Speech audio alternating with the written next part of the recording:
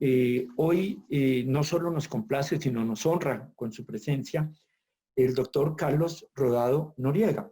Él es oriundo de Sabana Larga, es ingeniero de la Universidad Nacional de Colombia, con maestría en economía de la Universidad de los Andes, doctorado en economía en la Universidad de Michigan. Ha ejercido cargos como haber sido ministro de Minas y Energía, fue presidente de Ecopetrol, gobernador del Atlántico, embajador en España, en Argentina. Y le llena uno de satisfacción, y lo digo aquí públicamente, él reconociéndole esto, porque siempre desde el campo de la cultura aplaudimos a quienes moviéndose en campos políticos, en campos diplomáticos, en campos industriales como el Estado, valoramos mucho cuando una persona a lo largo de la vida va teniendo siempre también la preocupación por lo cultural. Y eso es lo que él lo ha llevado a él a ser miembro honorario justamente de la Academia Colombiana de la Lengua. Ha escrito varios libros como el de La Tierra cambia de piel, una visión integral de la calidad de vida, o un modelo macroeconómico de Colombia, o el alegato de la costa y la deuda externa de Colombia. Y como estos, también otros y muchos artículos especializados en temas económicos. Y por eso resalto esa parte, ¿no? Porque nos pone de presente la integralidad que es tan especial en un ser humano y que en estos espacios valoramos tanto. Por eso, bienvenido, doctor Carlos Rodado. Muchas gracias. Saludo pues en primer lugar a Eufrasio y deseándole pues que se recupere muy pronto. Todos hemos sabido que ha tenido algunos quebrantos de salud y realmente todas estas reuniones y estas virtuales que se están celebrando se han realizado gracias a su gestión. Saludo luego a don David Rubio, presidente del Patronato Colombiano de Artes y Ciencias, y saludo también a todos los miembros de la Sociedad Geográfica y a todas las personas que en este momento están conectadas a este programa. Mi presentación en el día de hoy tiene que ver con un libro que escribí que se titula ¿Cómo se hizo el español? Es decir, cómo se originó el español y también cómo ha evolucionado en el transcurso del tiempo. Lo primero que hay que decir es que, bueno, primero una pregunta tal vez que generalmente me hacen, ¿no? Bueno, ¿por qué escribir un libro de esta naturaleza? Yo pienso que solo se ama lo que se conoce y es necesario conocer el origen del idioma español. Rufino José Cuervo decía, la lengua es la patria, y en verdad, ¿no? A la patria se la ama, y a la lengua pues se la ama, y a través de la lengua se ama a la patria. Pero también pues me motivó a escribir este libro porque yo nací en un pueblo de que tenía una gran vocación por la cultura y por el estudio. Tuve buenos maestros que se preocupaban por la educación integral. Mi pueblo es Sabana Larga, en el Atlántico, y los maestros eran famosos, eran prácticamente como unos sabios que no solamente sabían, sino sabían enseñar. Y en esa educación integral uno estudiaba de todo, desde historia, literatura, hasta las matemáticas. Todo era importante y hacían fáciles las matemáticas. Por eso, cuando yo vine a Bogotá, yo pues tenía dos opciones para estudiar: ingeniería y derecho. A algunos les puede parecer rara esta combinación de ingeniería y derecho, pero es que las dos disciplinas tienen un gran soporte racional. Entonces ingresé a la Facultad de Ingeniería de la Universidad Nacional y siempre he tenido, ¿no?, una vocación por la cultura. De tal manera que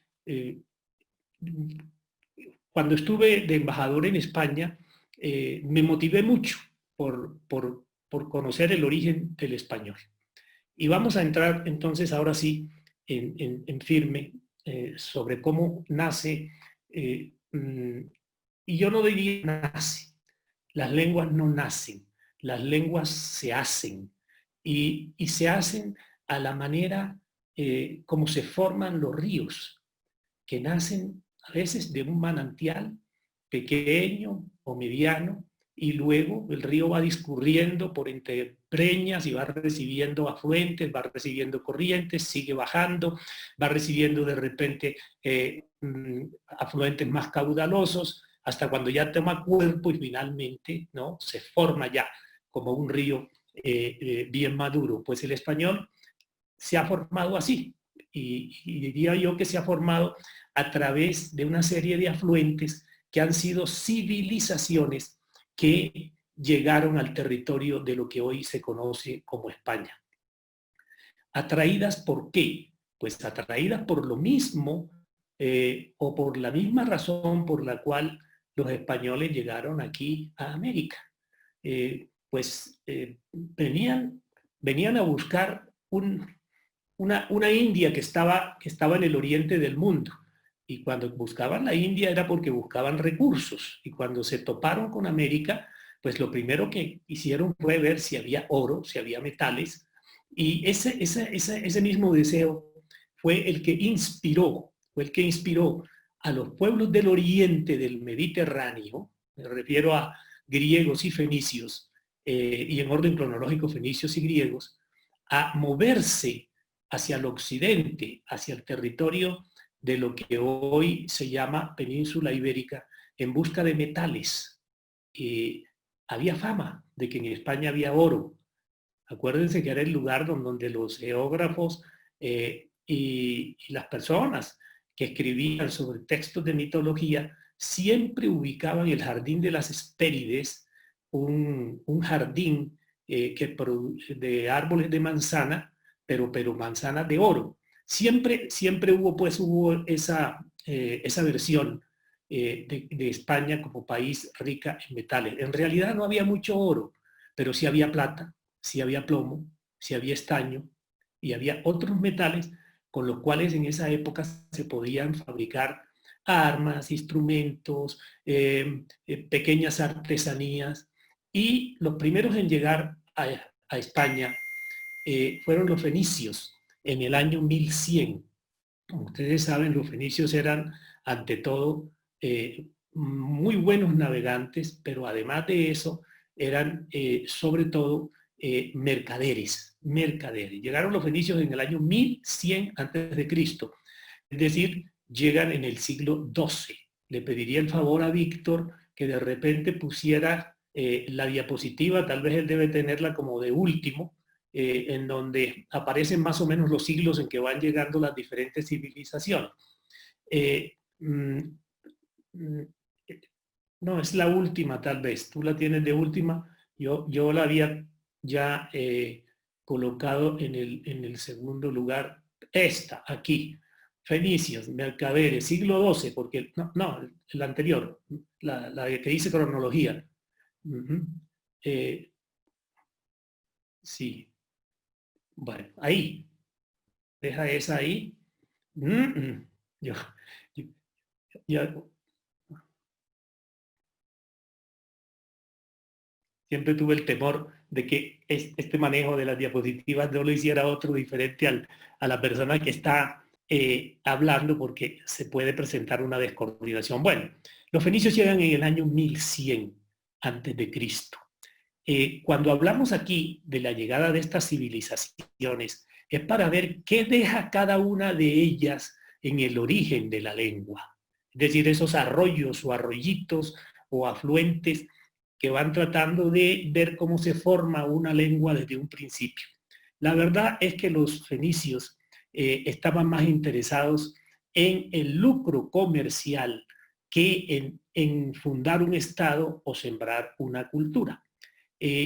los fenicios desde el punto de vista de la lengua no dejaron prácticamente nada. Ellos llegaron en el año 1100 y fundaron a Cádiz con el nombre de Gadir, que entre otras cosas es un mercado fortificado. En su lengua fenicia, Gadir, Cádiz, es un mercado fortificado, lo que indica pues a qué iban en ese momento a España.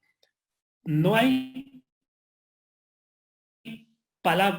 muchas palabras, yo diría que casi, excepto una. Curiosamente, la única palabra que dejaron los fenicios, imagínense ustedes, es el propio nombre de España.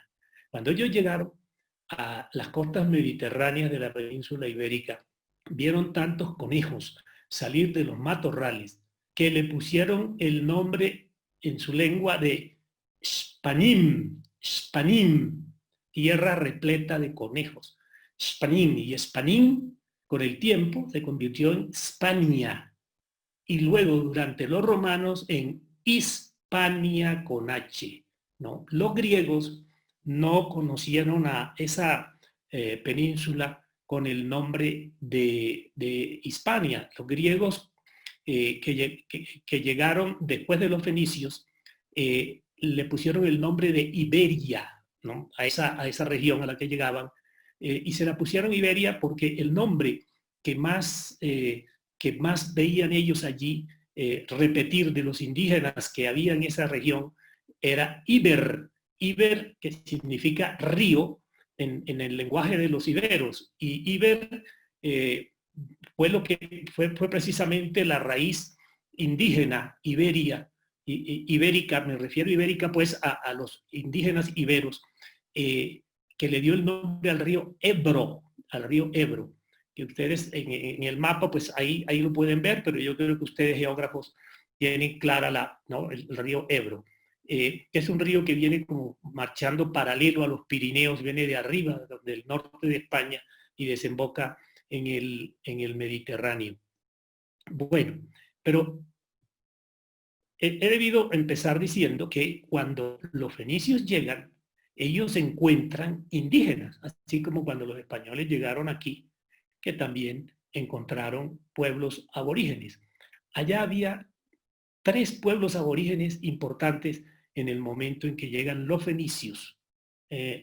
¿Cuáles? Estaban los tartesios. Los tartesios, una civilización muy antigua,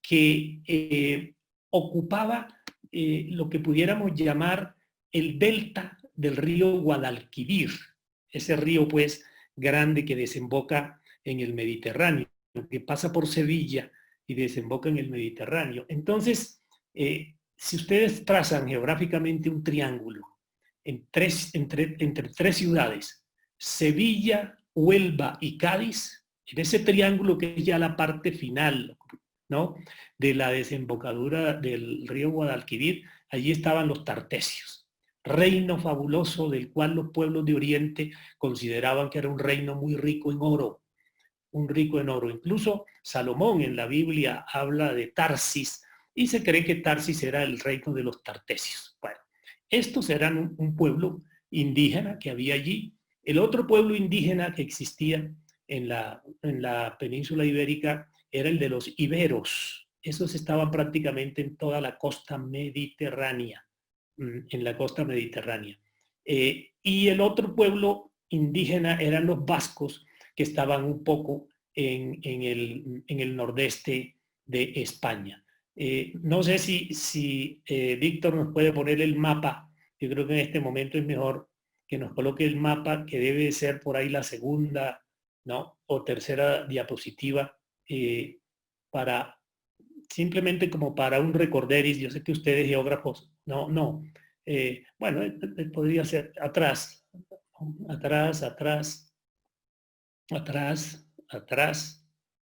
bueno, ese.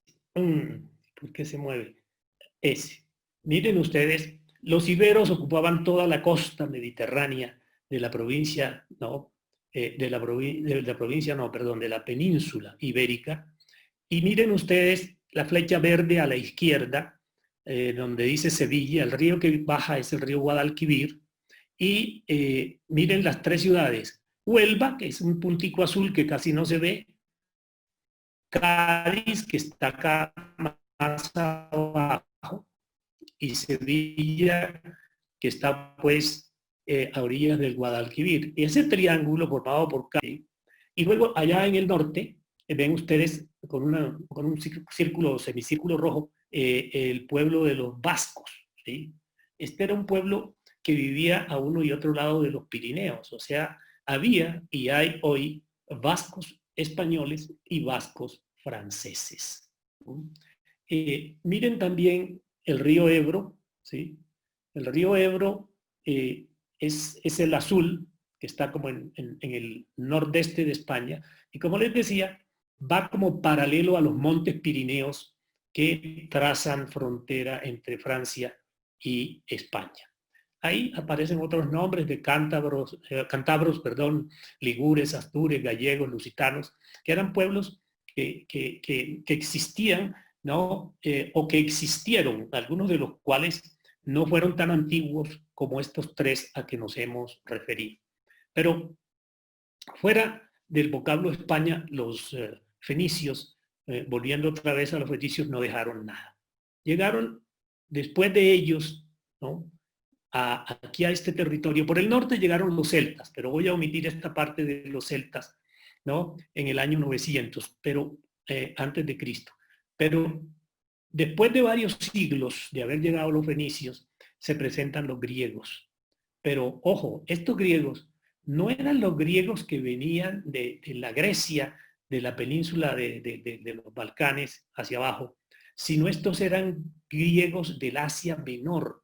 Venían de Focea o la Focea, que era la región que quedaba en lo que hoy se llama Turquía. Allá en ese oriente del Mediterráneo también había griegos, porque se habían expandido hacia allá. Pues estos griegos estaban muy contagiados de los fenicios y eran tan comerciantes como ellos. Llegaron en el siglo VII antes de Cristo y los griegos, esos griegos que no eran los del siglo V de Pericles, sino unos griegos comerciantes, tampoco dejaron nada a la lengua castellana. Ustedes podrán decir, bueno, pero hay muchas palabras que nosotros pronunciamos y que mencionamos y que tienen raíz griega. Efectivamente, hay 3.000 palabras del griego que hacen parte de la lengua española, pero no las trajeron los griegos. Fue más tarde cuando llegaron los romanos que a través de los romanos que habían invadido la región que se llamaba Magna Grecia. Magna Grecia era el sur de Italia, incluyendo hasta la isla de Sicilia. Ese sur le pusieron los romanos Magna Grecia porque allí habían llegado muchos griegos. A través del mar habían llegado muchos griegos.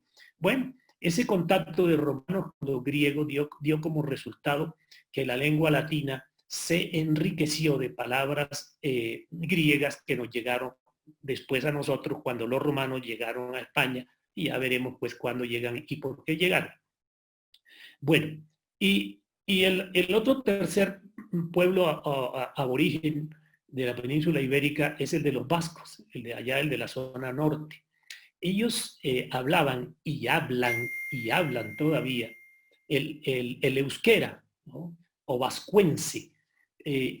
Este idioma y esta cultura, pero sobre todo este idioma, es un idioma que no se ha podido clasificar, el de los vascos, en ninguna de las familias de lenguas europeas. Es un idioma bien raro en su estructura y ha sido impermeable. La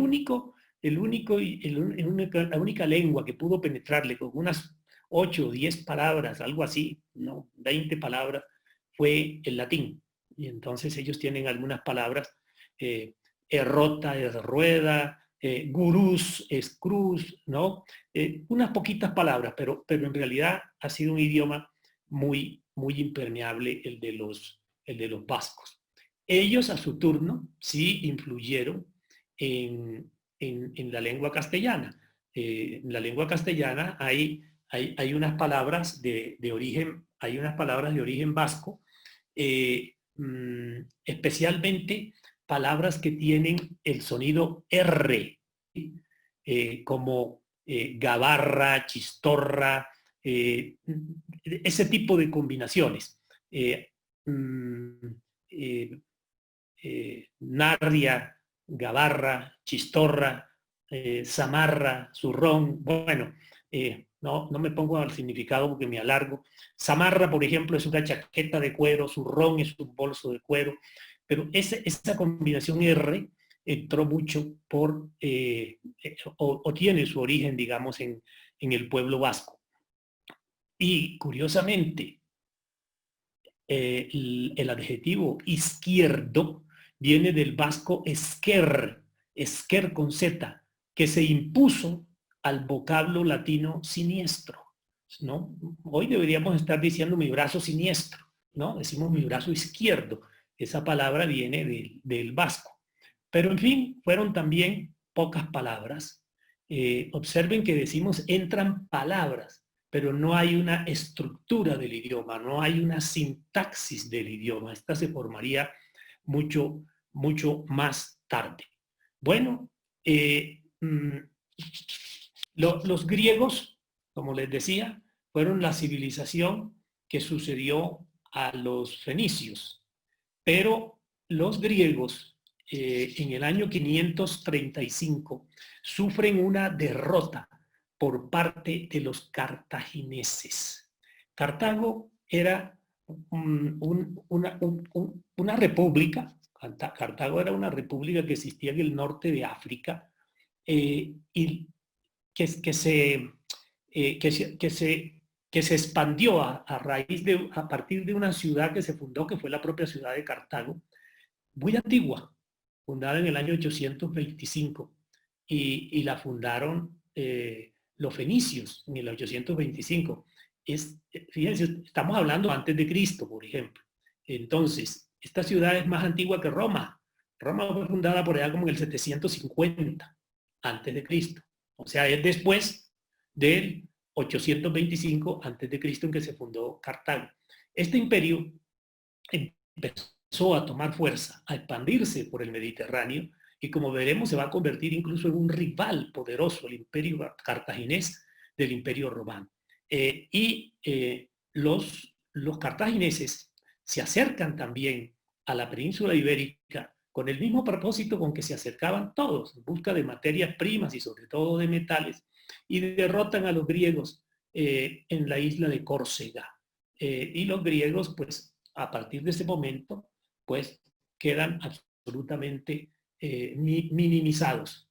Y llegan los cartagineses, y los cartagineses también tenían una vocación muy, muy comercial, de tal manera que duraron 3 siglos, y a pesar de que duraron 3 siglos, los cartagineses tampoco legaron mucho a la lengua castellana.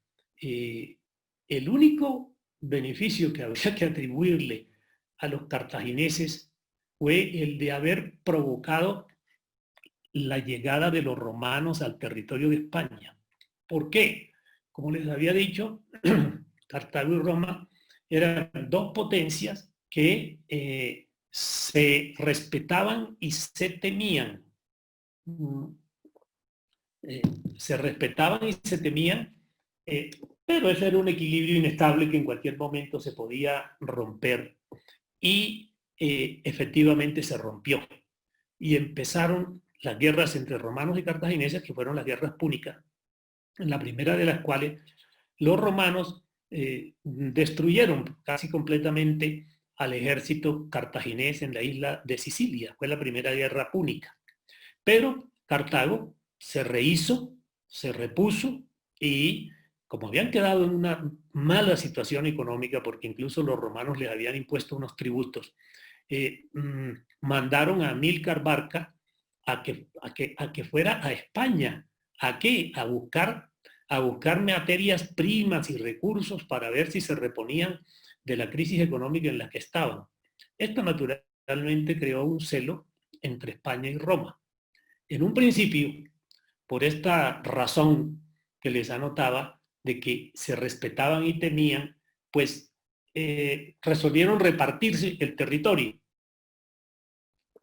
y utilizaron al río Ebro, a ese río azul que ustedes ven ahí, como límite. Y dijeron, bueno, ustedes, los cartagineses, tomen o cojan la parte que queda del Ebro hacia abajo.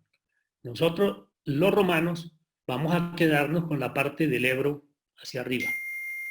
Entonces, ¿qué pasó? Que una ciudad que se llama Sagunto, que ahí la están viendo ustedes, ¿no? En la costa mediterránea, estaba en territorio de los cartagineses. Pero esta ciudad resolvió y dijo que no, que ellos se acogían a la égida de Roma. Esto naturalmente irritó a los cartagineses, diciendo, ¿cómo así? Está en nuestro territorio y no puede estar pues bajo la protección de Roma. Entonces, esto origina la Segunda Guerra Púnica, o la Segunda Guerra Púnica. Los romanos se vienen acá. ¿Por qué se vienen a Sagunto? Porque Aníbal, un hijo de Amílcar Barca, Aníbal, sitia Sagunto, la somete a un sitio como el de Cartagena, de hambre. Por eso hoy se habla pues del valor saguntino como un valor pues enorme de los seres humanos. Como Aníbal se tomó a Sagunto y la sitió, y ellos se habían acogido a la protección de Roma, se forma la guerra entre Roma y Cartago, que es la Segunda Guerra. Esta guerra pues se definiría a favor de los romanos, a pesar de que Aníbal pues había ido y había casi derrotado a los romanos allá en su propia tierra. Acuérdense ustedes el paso de los elefantes por los Pirineos y tal, pero finalmente, ¿no? Aníbal, ¿no? No logra tomarse a Roma, casi que llega victorioso, estuvo hasta en el lago Trasimeno, que ya es cerca de Roma, y no logró tomarse a Roma, que era la capital del imperio, porque los romanos usaron una táctica, y fue invadir a Cartago, para que a Aníbal, como cartaginés, se le inflamara su espíritu patriótico y resolviera regresar a Cartago. Bueno, eso lo distrajo, en fin, la guerra cambia de destino y los romanos se imponen en la Segunda Guerra Púnica. Y ahí es donde realmente entra Roma. Esta guerra entre los romanos y los cartagineses comenzó en el año 218 antes de Cristo. Fíjense ustedes que aquí vamos retrocediendo, ¿no? 1100, siglo XII, siglo VII, en fin, siglo VI, ¿no? Y estamos ya en el año 218, que es el año en que Aníbal, antes de Cristo, que Aníbal sitia a Sagunto. Bueno, se forma esta guerra y esta guerra finalmente se decide desde el 218 hasta el 206, en que los romanos se toman a la ciudad de Cádiz y hay un pacto ya entre romanos y cartagineses y los cartagineses aceptan la derrota. Bueno, pero aquí lo importante es que cartagineses no dejan nada, lo que dejan pues es muy modesto para la lengua y llegan los romanos. Los romanos sí estaban interesados en fundar un estado y en sembrar una cultura. Y ellos van a permanecer prácticamente 6 siglos, ¿no? O 6 siglos y un poquitico más, pero digamos 6 siglos. Ellos están desde el siglo III antes de Cristo, el año 218 es el siglo III antes de Cristo, y van a estar como hasta el 410, 416, ¿no? Que es cuando los visigodos llegan al territorio de la península ibérica. Bueno, pero Roma sí viene dispuesta, como les decía, a sembrar una cultura. Ellos, como hacían en todas las regiones que conquistaban, lo primero que hacían era tratar de primero, pues, tratar de sembrar su lengua. Sembrar su lengua porque necesitaban que las leyes que iban a imponer, que eran las leyes de Roma, se entendiera por la gente. Y para eso, pues había que hacer que la gente hablara el latín, que no era el latín de Cicerón, de Virgilio, no, era el latín de los soldados y de los funcionarios, era el latín vulgar. Y ellos empezaron entonces a difundir la enseñanza del latín en España, en lo que entonces era Hispania, porque los romanos sí le ponían el nombre de Hispania, y construyen carreteras, esas carreteras empedradas. ¿Para qué? Para que las leyes pudieran llegar hasta el último sitio del territorio que dominaban. Y empiezan a construir teatros, anfiteatros, circos, acueductos, ¿no? De los cuales incluso no hay solamente ruinas, sino hay algunos que todavía siguen funcionando. Por ejemplo, el acueducto de Segovia, que después de 17 siglos, los romanos traían el agua desde una fuente que quedaba a 18 kilómetros hasta la ciudad de Segovia, y ese acueducto, formado por una doble hilera de arcos, todavía está funcionando. Con los romanos llega el cristianismo en el siglo I, ya de nuestra era. Y bueno, en España el cristianismo llega con un fervor enorme, porque es que lo que existía realmente era una sociedad muy desigual, y viene el cristianismo con un mensaje de amor, viene el cristianismo diciendo que el alma de un esclavo es igual al alma de una persona libre, y además tenía un mensaje que era un premio de bienaventuranza que le esperaba al ser humano, ¿no? Después de su muerte, de tal manera que ese mensaje caló mucho, e incluso hubo versiones, lógicamente, pues, que tienen que ver ya un poco con el mito, y es que el cristianismo lo trajo a España, según unos, San Pablo, según otros, que lo trajo Santiago el Mayor, Santiago el Apóstol, y que había llegado en una barca hasta el territorio de lo que hoy es Galicia, o sea, la esquina izquierda superior, ¿no? del territorio español. Sea como fuere, lo cierto es que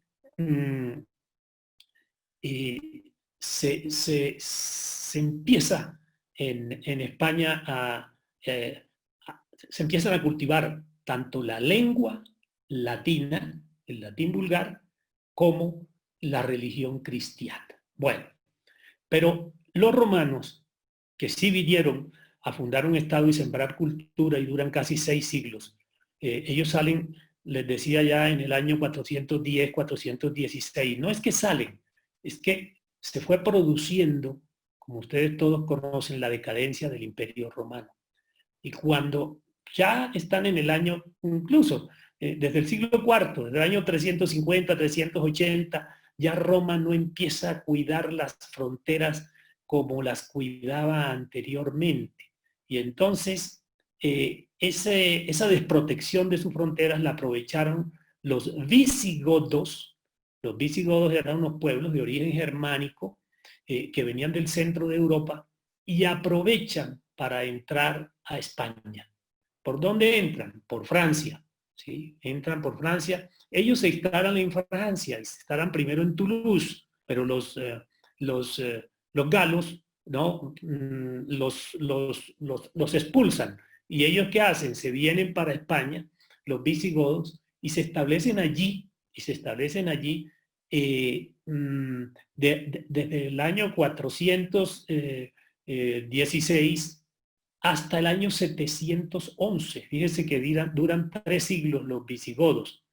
Tuvieron una cantidad de reyes, ¿no? Como 38 reyes visigodos. Los visigodos eran un pueblo de origen germánico, pero hablaban el latín, porque ellos habían invadido territorios romanos, la Dacia, por ejemplo, y y habían aprendido la lengua latina. Es decir, lo que pasa siempre que el pueblo conquistado resulta ser el conquistador si su cultura es más fuerte, si está más madura. Y Roma pues tenía una cultura más madura que los bárbaros, de manera que estos bárbaros visigodos acabaron no solamente hablando latín, sino se volvieron cristianos contagiados por el cristianismo de Roma. Y ese idioma, latín vulgar y religión cristiana, la traen los visigodos hacia el territorio que ahora se llama Hispania. Bueno, duran 3 siglos, pero los visigodos tenían una monarquía electiva, es decir, al rey lo elegían y se formaban bandos, se formaban facciones, y cada vez que estaba un rey próximo a ser reemplazado, eso era una verdadera guerra civil, con matanzas, con traiciones, y en el año 711 el rey Rodrigo o Roderico de los visigodos tenía que ser reemplazado. Entonces había unos que eran partidarios del candidato que quería el rey Roderico, y otra facción que no gustaba de ese candidato. La facción que no gustaba de ese candidato le pidió ayuda a los musulmanes, a los árabes que estaban al otro lado del Mediterráneo, ahí muy cerca, por cierto, y que en general eran hasta cierto juicio bereberes, y eran árabes africanos. Le pide ayuda a ellos llegan y apoyan a la facción contraria al rey Roderico, vencen al ejército de Roderico, y Rodrigo muere en el año 711 en la batalla de Guadalete. Curiosamente, Guadalete es una población que queda acá más bien como cercana a la costa mediterránea. Bueno, y entonces los árabes llegan como ayudantes, como auxiliadores de una de las facciones visigóticas, y los árabes que llegan como auxiliadores se quedan como conquistadores en el territorio y duran prácticamente casi 8 siglos. Los árabes también vinieron a implantar un estado y a sembrar una cultura. Yo no quisiera demorarme mucho en esto, que es donde uno quizás debería demorar más, pero en el libro, Cómo se hizo el español, está contado eso a nivel de detalle. Imagínense ustedes lo que significan 8 siglos. Bueno, los árabes, cuando llegan como siempre por las costas mediterráneas, ¿no? Y empezaron a tomarse al territorio español, se lo empezaron a tomar de sur a norte y fueron avanzando poco a poco, ¿sí? La única región que no se tomaron los árabes fue la región del norte, esa región donde ustedes ven ahí Astures, Lugures, Cántabros, ¿no? Vascos, etcétera. No se la tomaron. No se la tomaron no porque no hubieran librado batallas allá, no mostraron mucho interés. No sé si era que venían de territorios muy planos, y esa parte del norte de España es muy montañosa, pero también hay que decirlo, la gente del norte tiene un espíritu libertario y tiene un espíritu también, ¿no?, de guerreros impresionante, hasta el punto de que la primera derrota que sufrieron los musulmanes la sufrieron a manos de Don Pelayo en lo que hoy es Asturias, en el territorio de Asturias, en el año 722, muy cerquita de su llegada. Ellos llegan en el 711, cuando muere Roderico. En el 722, Don Pelayo los derrota. Pues más que una derrota de guerra, fue una pequeña escaramuza en que un grupo pues, de asturianos pues derrota también a un contingente árabe. Pero eso fue insignificante en ese momento desde el punto de vista bélico, pero sin embargo fue importante desde el punto de vista anímico, porque sembró un sentimiento de libertad en todos los territorios de la zona norte de España. Los árabes, repito, sí sembraron cultura, impusieron su lengua durante bastante tiempo. Hay unas 4.000 palabras que en el idioma español tienen un origen árabe. Y no son solo palabras de las que comienzan por al, eh, como álgebra, almohada, almohábana, y otras de esa índole, sino muchas otras palabras que incluso nosotros mismos, ¿no?, las utilizamos y de pronto no somos conscientes de que tienen un origen árabe. Eh, por ejemplo, eh, mm, todas, casi que muchas de las frutas que hoy comemos, entre ellas, ¿no?, toronja, limones, y de verduras que hoy comemos son de origen árabe. En el libro mío, ¿Cómo se hizo el español? Yo no sé si ahí se logra ver, tal vez ahí se le ve el título al revés, pero en este libro ustedes van a encontrar, ¿no?, los que lo adquieran, por supuesto, todas las palabras que en la lengua castellana proceden de la lengua árabe. Y es verdaderamente interesante, porque esto tiene de todo, desde unas que tienen que ver con el aspecto político, como alcalde, alguacil, albacea, almojarife, el que cobra los impuestos, ¿no? Otras tienen que ver con el contexto comercial, como almoneda, almacén, y unas que uno de pronto no se imagina que tienen origen árabe, por ejemplo, quilate, arroba, quintal, caíces, ¿no? Caíz, que es una medida de capacidad.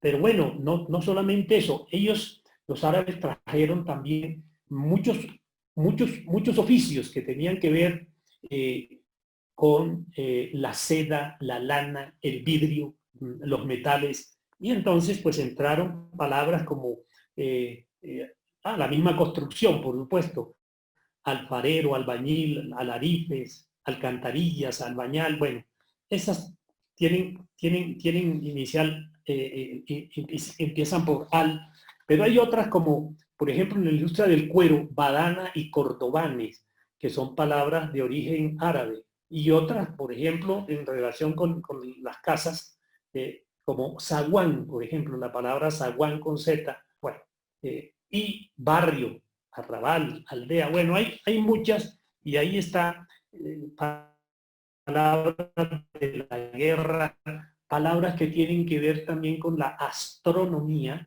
muchas que tienen que ver con la astronomía, ustedes que son geógrafos, ahí sí de pronto hago un paréntesis, la palabra, por ejemplo, cenit, ¿no?, que es lo que queda inmediatamente encima de la cabeza de uno, ¿no?, o el nadir, ¿no?, en sentido contrario, o azimut, el ángulo, ¿no?, con que se mide algo a partir de la línea norte.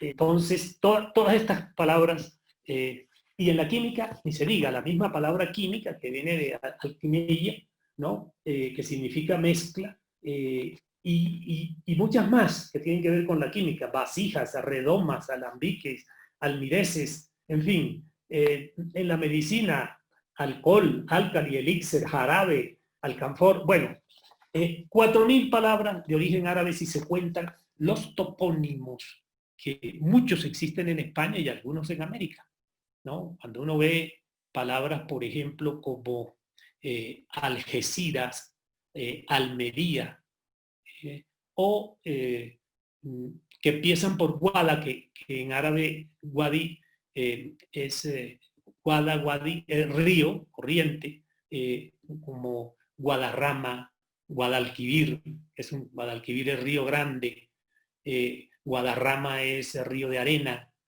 Guadalajara, que es río de desperdicios, ¿sí?, que existe no solo en España, sino también acá en América.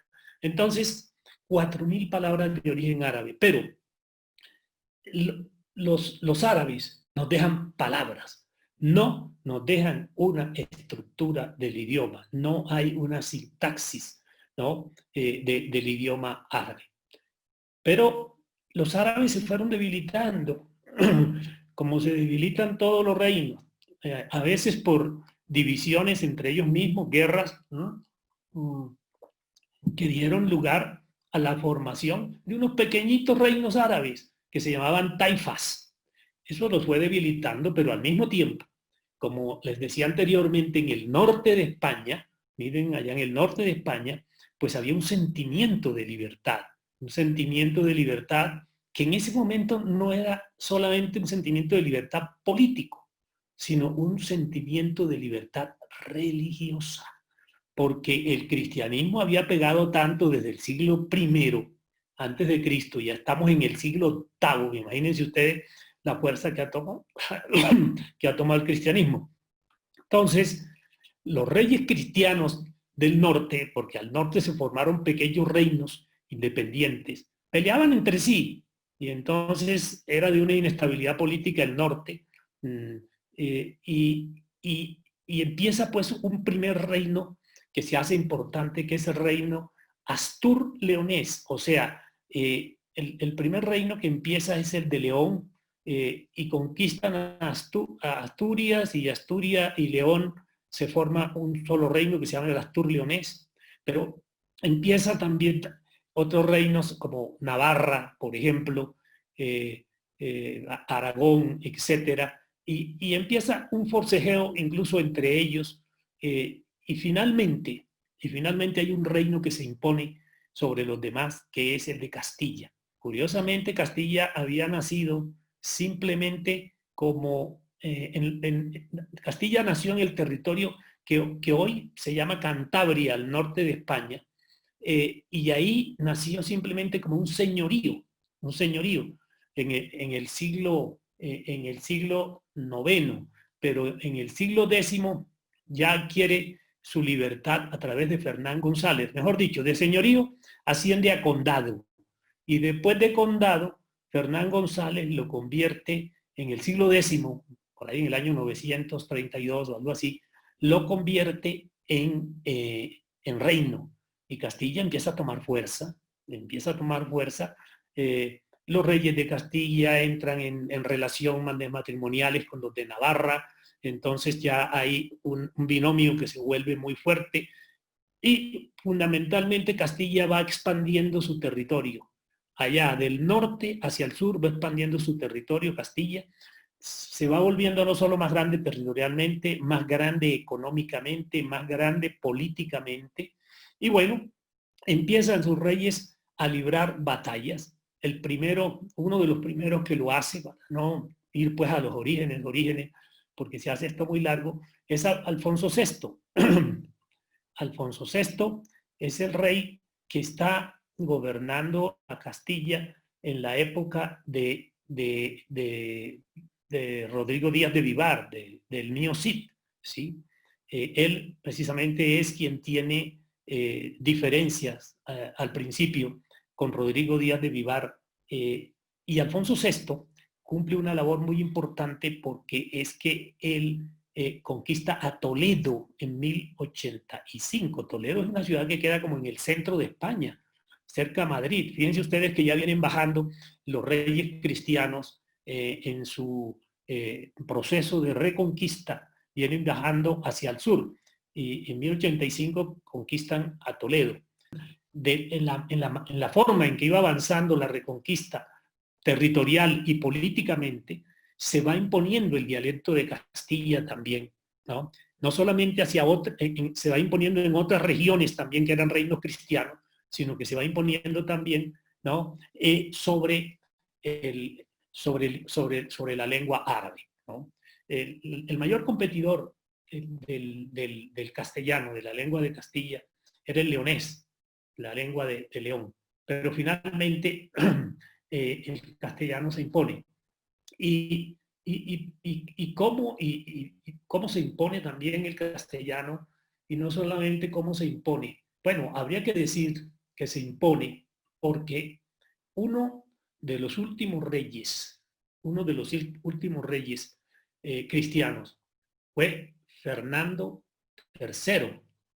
Él llega a ser rey en 1230 de Castilla, pero luego se vuelve rey de Castilla y León.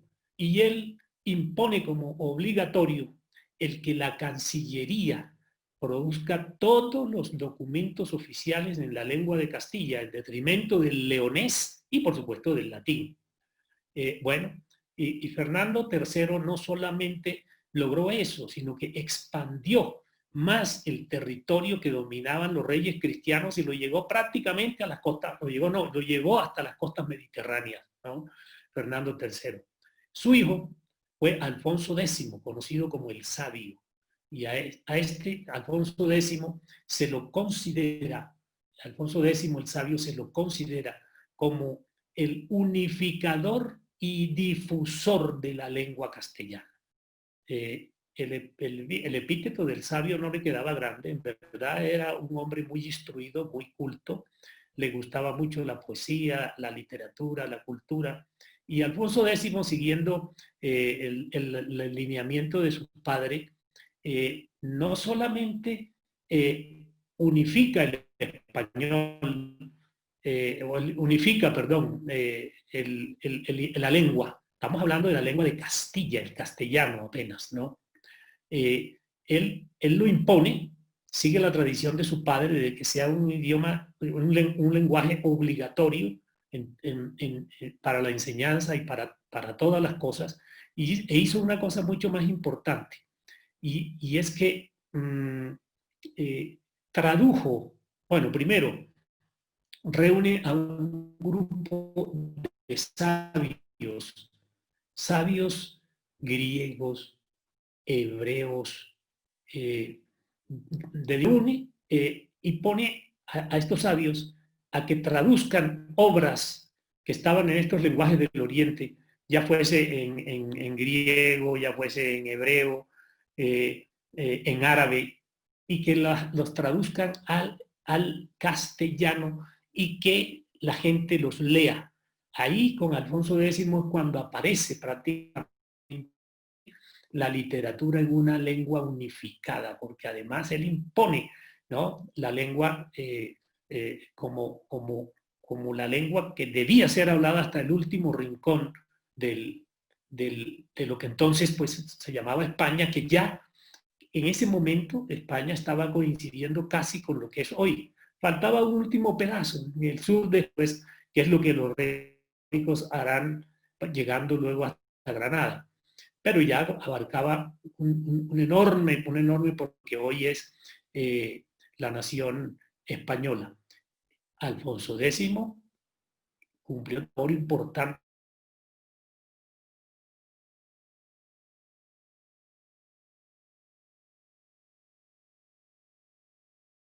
Más otras obras de el código de las partidas, el código de las 7 partidas, que era una recopilación de normas que habían expedido reyes anteriores, algunos de ellos incluso hasta visigodos, y hizo esa recopilación y esa uniformización de esas normas, pero además mejoradas y ampliadas con normas del derecho canónico romano. Y ese es el famoso código 7 partidas, escrito en un largo, en un español, en un castellano como quería él que fuera. En esa época todavía en los textos y en los libros no se hablaba de español, sino de lengua de Castilla, y a veces romance de Castilla, pero no se hablaba todavía de lengua española, ¿no? Y por ahí una que otra vez se soltaba la palabra España, entre otras cosas, en una obra que él escribió, Historia con E de España. Es decir, aparece la palabra España, pero todavía la lengua se la conoce como el lenguaje, como la variedad de romance castellana. Alfonso X, pues, está considerado como uno de los más insignes gobernantes que ha tenido España en toda su historia. ¿Por qué? Por su papel de unificadores, que imagínense, eso era una proeza, ¿no?, extraordinaria. de todas esas variedades que existían entonces, formadas en el norte de España, donde había todos esos pequeños reinos, que por razones orográficas, eran separados prácticamente unos de otros. Hoy se puede pasar, y por túneles, y por puentes, etcétera, pero en esa época el movimiento era más difícil. Entonces esos reinos se acostumbraron a hablar sus propias variedades de romance. Desde el extremo superior izquierdo, desde el gallego, ¿no?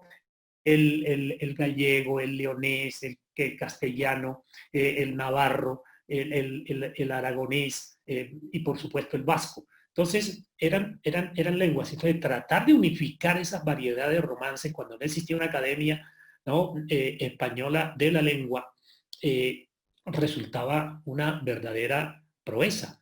Y sin embargo, él logró unificar realmente a la lengua castellana.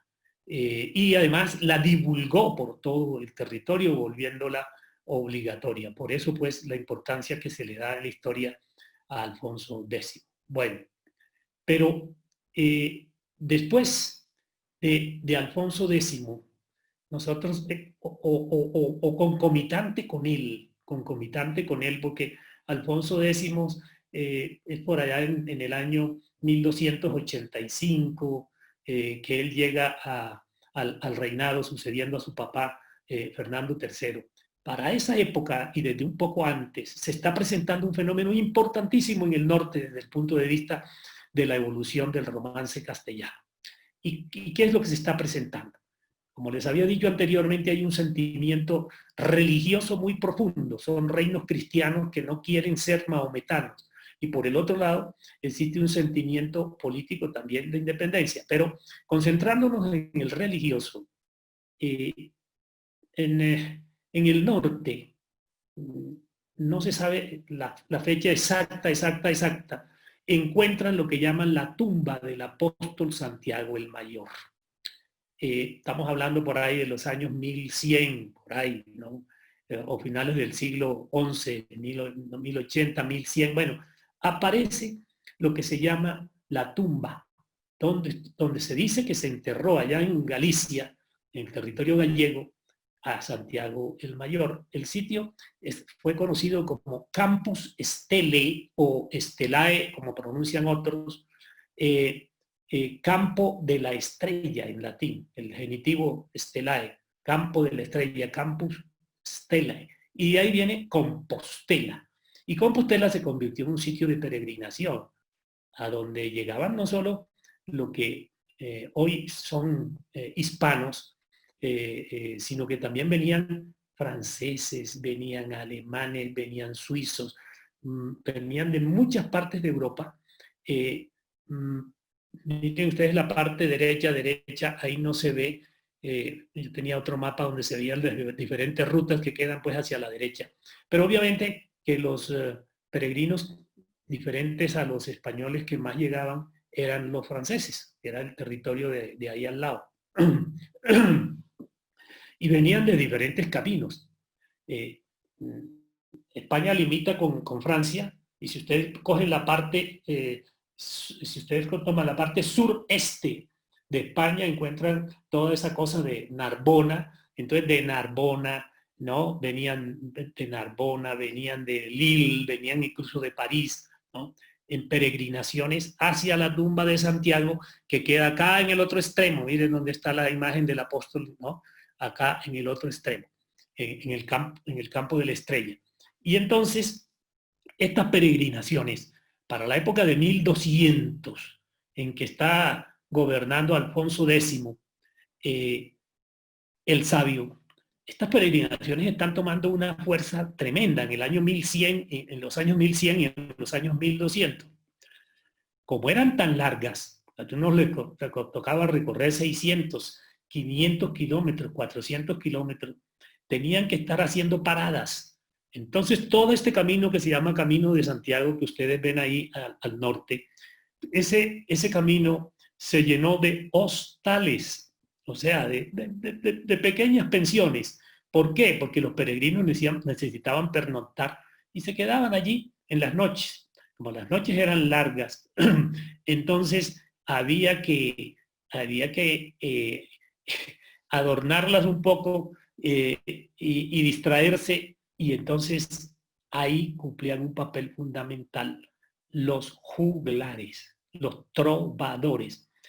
Y los trovadores que más se distinguían en ese momento eran los trovadores franceses.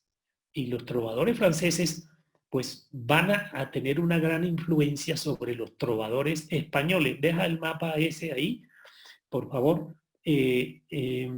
Los trovadores franceses van a tener una gran influencia.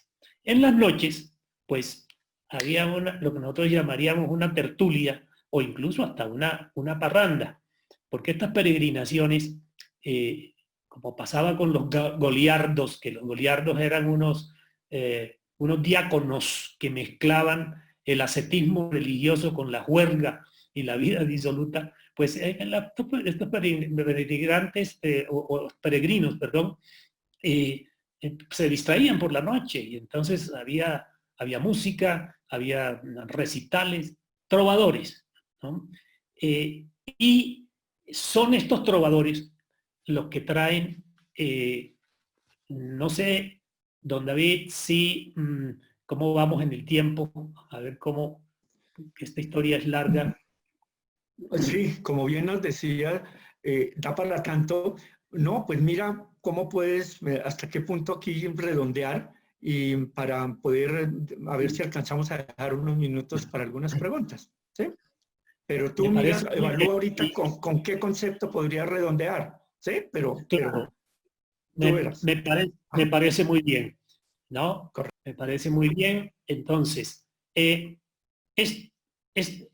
estas peregrinaciones, repito, son el escenario donde surge la trova, donde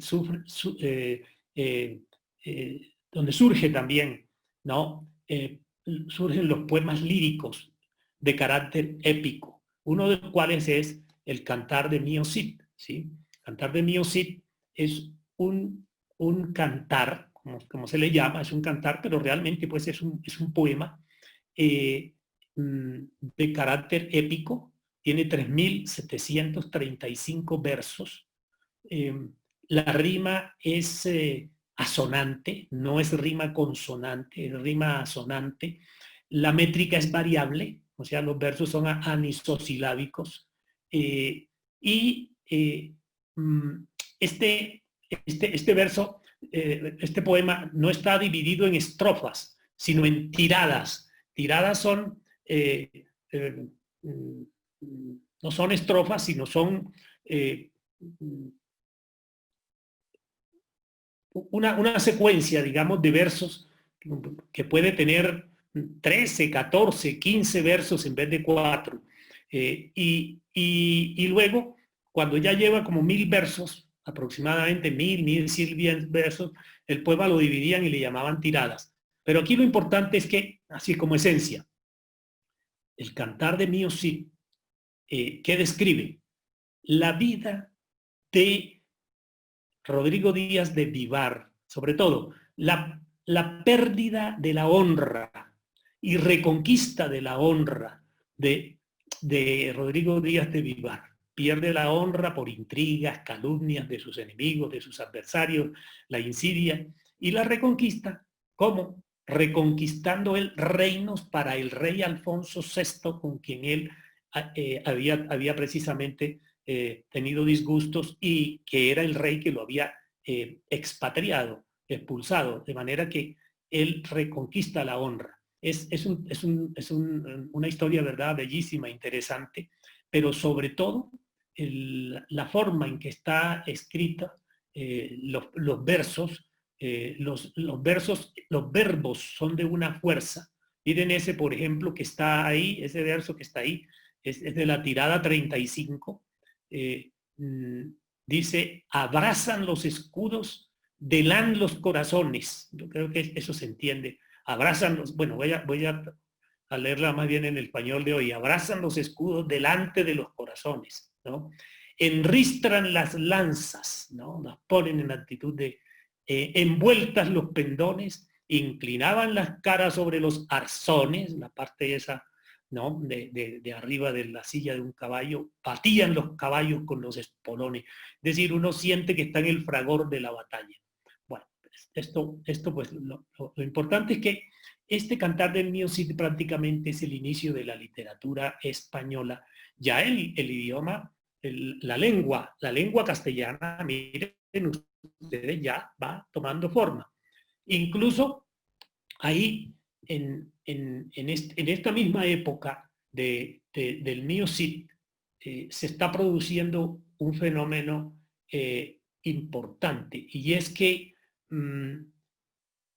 así como había juglares que dieron lugar al surgimiento de el méster de juglaría. Méster significa oficio, o sea, oficio de juglares, oficio de trovadores, como los tenemos nosotros aquí en Colombia, en todas partes, en Antioquia, en el Caribe, en el Valle, Dupar, etc.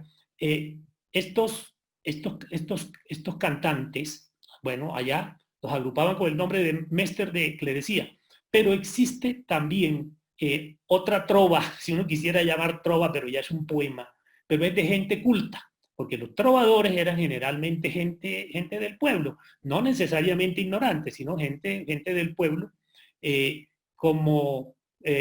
como lo vemos aquí también en nuestro país, ¿no? Que es gente que tiene agudeza, ¿no? Tiene brío intelectual, pero es gente que de repente no ha tenido esos grandes estudios. Allá, los únicos que podían tener unos estudios más avanzados, ¿quiénes eran?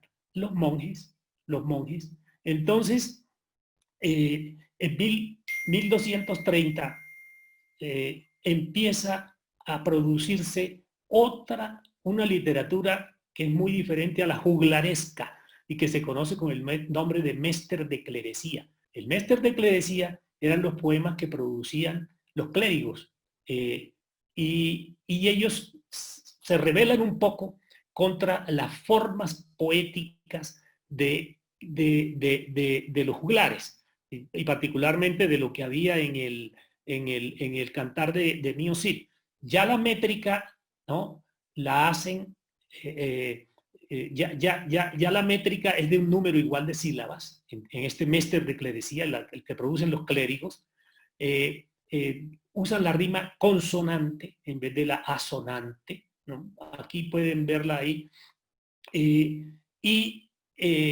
Esta es una gente que ya es más culta, porque esta gente habían hecho ya no solamente lo que se llamaba el trivium.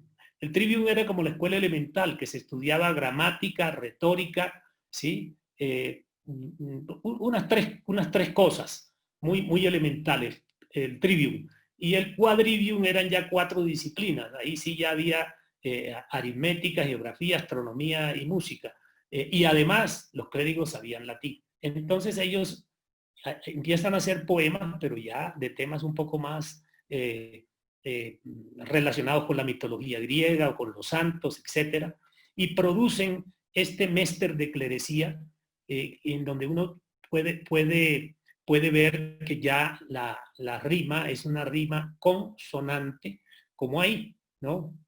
Méster, trago fermoso, non est idolatría, ¿no? Oficio traigo muy hermoso, no es de juglaría, ¿no? Oficio es sin pecado porque es de clerecía. Hablar a curso rimado por la cuaderna vía. Cuaderna vía significa 4 versos, ¿no? Con sílabas contadas, esto es gran maestría. O sea, ya las sílabas, ¿no? Los versos son de igual número de sílabas y no son anisosilábicos. Bueno, entonces, después de esto el idioma castellano ya empieza a evolucionar. Como ustedes ven, aquí ya va tomando forma. Aquí ya va tomando forma, ya se ve una estructura, ya se ve una sintaxis. Antes de que esto apareciera, hubo unos documentos importantes a los cuales no me voy a referir, ¿no? Que fueron el cartulario de Valpuesta. Allá aparecían unas primeras palabras en español, ¿no? Caballo en vez de caballum, calzada en vez de calciata, 4 o 5 palabras. Después apareció la noticia de quesos, que era simplemente un libro donde un despensero de un monasterio llevaba una relación de los quesos que había entregado a los viñedos cercanos, a los monasterios cercanos, y ahí ya empiezan a verse los primeros visos de lo que es el romance castellano. Pero realmente donde aparece la primera estructura sintáctica de la lengua castellana es en las llamadas glosas emilianenses. Ahí está el texto de lo que se llama la glosa 89 del Códice 60. En el monasterio de San Millán de la Cogolla, el monasterio de San Millán de la Cogolla, que queda en La Rioja, es decir, en la parte nordeste allá de España, se empiezan a ver los primeros textos escritos de la lengua española, de lo que es hoy la lengua española. Uno no puede decir, les decía al comienzo, dónde nace una lengua, ¿no? Pero lo que sí puede decir uno es dónde aparecen los primeros testimonios escritos de una lengua. Y prácticamente el testimonio escrito que ha tenido más importancia y más citado hoy en día es el de las glosas emilianenses. O sea, las emilianenses es porque San Millán en latín se dice San Emilianus. Entonces, allá aparece un texto que es una invocación a Cristo, escrita por un monje, en las glosas. ¿Qué son las glosas? Son las aclaraciones o explicaciones que se colocan en las entrelíneas o en los márgenes de los escritos para explicar una frase, una palabra o una expresión que no se entienda. Los textos de los monjes estaban en el latín vulgar, pero ya la lengua romance había evolucionado tanto entre el pueblo que el pueblo no entendía ya no entendía el latín vulgar o ciertas expresiones del latín vulgar, y por eso tenían estos monjes que redactar estas glosas para explicarles en el lenguaje del pueblo, que también lo conocían los monjes, qué significaba esa expresión latina de un texto religioso. Y entonces, ese primer texto de glosas emilianenses es una invocación a Cristo. Una invocación a Cristo. Lástima que no sea que vale la pena ponerla porque se considera el primer texto escrito en lengua castellana. Ahí está, cerca del monasterio de San Millán. Bueno, si no se ve, yo les puedo decir, ya para terminar, bueno, no, para terminar les decía que este primer texto es una invocación a Dios, con la ayuda de Dios, nuestro Señor Jesucristo, y en el nombre también, ¿no?, del Padre y del Espíritu Santo, ¿no? Es una invocación que se hace a Dios, y ese es el primer texto escrito en lengua castellana, que se llaman las glosas, bueno, glosas emilianenses porque había más de 200 glosas, pero la más famosa es esta, la que se ha hecho más famosa, porque fue la que le llegó muy a tiempo, muy oportunamente a don Ramón Menéndez Pidal, y bueno, la valoró muchísimo. Entonces, este primer texto, repito, es la primera manifestación escrita donde ya se ve la sintaxis de la lengua castellana. Cuando yo hablo de la sintaxis, me refiero a que ya hay preposiciones, ¿sí? Es que ustedes ya creo que todos saben que en latín existe, no existen las preposiciones. Si uno va a decir de la estrella, uno dice estelae. En la parte final, como en el alemán, se ponen las preposiciones. No existen en ciertas lenguas el con la, ¿no? Desde o de, o, ¿no? El idioma español sí, en su estructura, desde su nacimiento empieza a tener esas preposiciones, empieza a tener conjunciones, empieza a tener interjecciones que van configurando una estructura de la lengua, una sintaxis, además pues de la declinación misma de los verbos.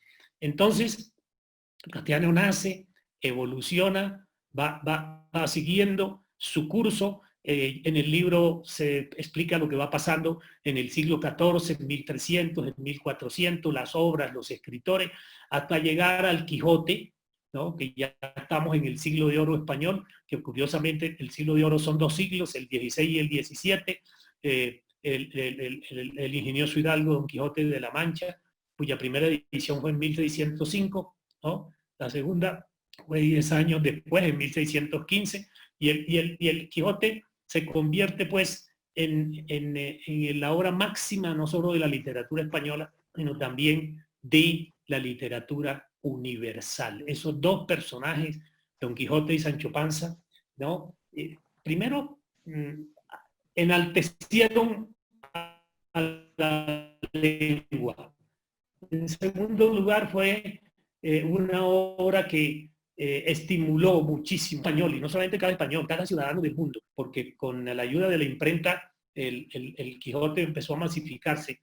Se veía retratado en su talante en uno de esos 2 personajes, o en el realismo de Sancho Panza o en el idealismo de Don Quijote. Pero Don Quijote tuvo, ¿no?, la agudeza creativa en su segunda edición de hacer una transposición, ¿no? El idealismo de Don Quijote desciende hasta el realismo de Sancho, y el realismo de Sancho asciende hasta el idealismo de Don Quijote. Bueno, después de eso, pues ya hay que decir que el español es un idioma que hoy hablamos 500 millones de hispanoparlantes, del cual nos sentimos muy orgullosos. Y aquí hay muchas cosas que quedaron por decir, pero eso será para la sesión de preguntas.